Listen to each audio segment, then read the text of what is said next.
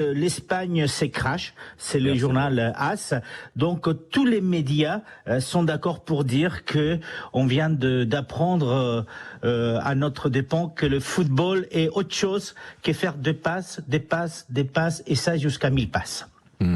Quelles seraient les suites éventuellement? Va-t-il y avoir des mouvements, des changements, des missions? C'est arrivé de la part de certains sélectionneurs, notamment après des éliminations brutales. Mais écoutez, là pour l'instant, on n'est pas dans la réflexion.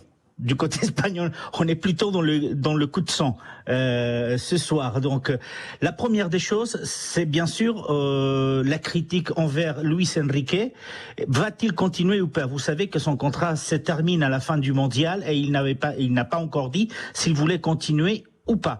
On lui a posé d'ailleurs la question ce soir et il a répondu avec ce sarcasme qui est habituel en lui. Il a dit: ne vous inquiétez pas pour mon avenir, j'ai plus de propositions que des bouches de métro existent en Espagne. Donc vous voyez, c'est la réponse de Luis Enrique. Et puis il y a une deuxième question qui se pose forcément, c'est la continuité dans des taulier de cette équipe espagnole, bien sûr, Busquets, plus de 140 matchs avec l'équipe d'Espagne et qui devrait annoncer qu'il quitte la sélection.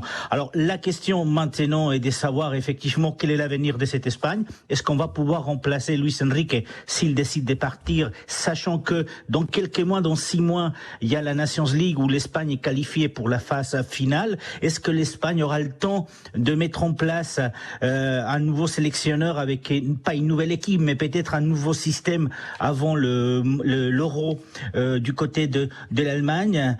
Encore aujourd'hui, c'est encore trop tôt, mais il est certain que la majorité des Espagnols aujourd'hui souhaiteraient voir partir Luis Enrique de cette équipe espagnole. Et surtout, on a appris aujourd'hui que l'Espagne n'était pas si magnifique qu'on le croyait et que c'est une équipe qui n'est pas encore mature et qui est en pleine maturation, mais qu'on était loin des attentes qu'on attendait d'elle.